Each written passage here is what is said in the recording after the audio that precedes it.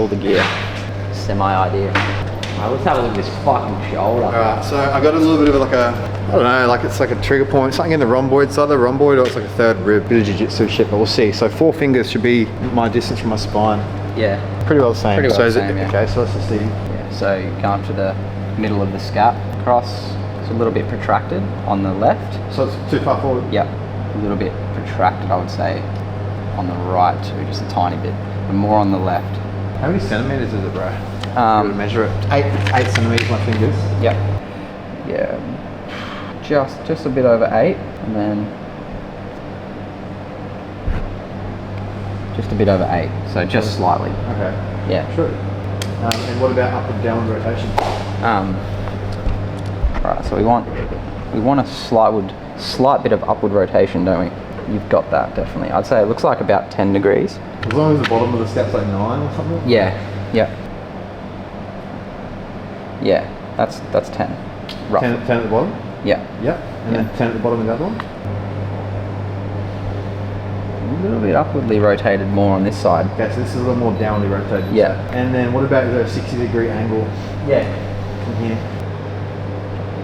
Let's go.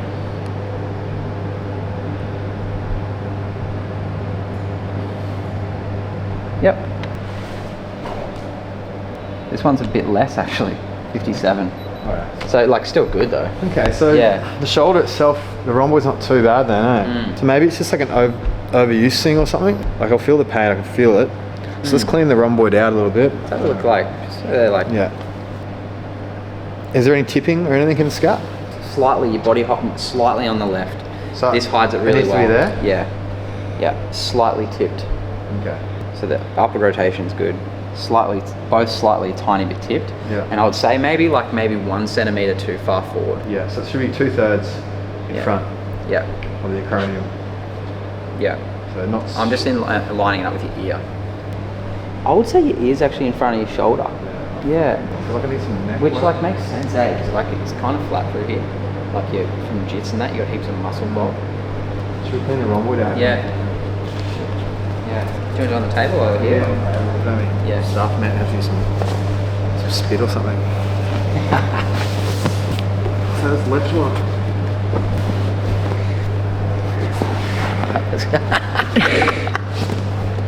Alright, which rhomboid? Left. Left. How good is it when chicks like give you a back massage and they hop on you like that? And you just feel really dominated? I love that feeling. How's that feel in there? It's not too bad. Nah, it feels nice, man. Your tissue feels nice. Yeah, it feels pretty good through there. Hey? That's tight there. Yeah. Your trap or your rhomboid? Upper trap. Yeah. Oh, yeah, I can fully feel a headache, eh? Yeah. Just releasing his upper trap right now. We were releasing the rhomboid, which pulls retracts the scapula towards the spine.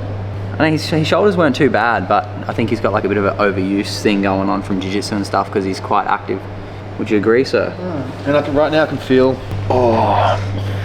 like my temporal bone, like a headache. Oh, ease up for 1 sec. There we go. And it takes the headache away. So it tells you that, like right now when he's on my upper trap, it creates a headache. If you had a really tight upper trap all the time, right now his compression is always almost acting as like pushing on it. But you can have a trigger point there, also creating those headaches. So it just tells you that, oh yeah, there's a link between the upper trap and headaches.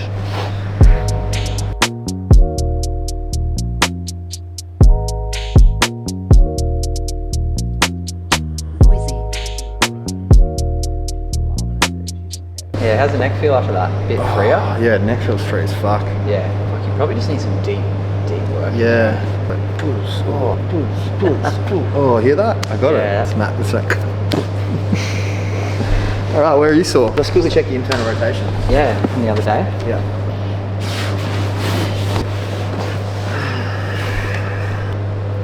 Oh, a bit better. Yeah, it looks pretty good to be honest. A little bit tighter. Yeah. It's super free external. So we want to get about at least 30 degrees of internal rotation at the hip. This one grabs quicker today actually. See how it's 20? As soon as you grabbed it, I felt that. 21, 22. And then we compare this to this side. 37 or some shit. There. 34. Well, all you got to think is internal rotation. So then release the external rotators, and then we can start to like look deeper in that. Let's get you seated on the edge, bro, and check that. So now we'll take the hip to 90 degrees, which will give slack to some more of the hip flexor external rotators, the psoas, the iliacus, the sartorius. What would that be? So there's no, that 37 there, right? It evens up pretty well with the other one when it's at 90, but not when it's prone. So then we got to start thinking that something on stretch. It's got to be one of these front, again, it's like iliacus, right, for you. Lay on your back, and I'll do an iliacus release. Okay, so iliacus is right inside the ASIS, there's ASIS, right to the inside. And then let's actually bend the leg a little bit. You get them to lift their knee up, it'll pop right into your fingers. Yeah. Does that feel like not too bad there? It's okay. I feel like if you went a bit higher around that area. So I'm right on that sort of inside. Oh, that's good. That's good. All right, now lay on your belly. Okay, so we're at 0 degrees. Definitely better. 30, right there. See, that's when it moves his tail. We're looking for his ass moves. So 0 off again. Right there. Shit, 34, yeah. Boom.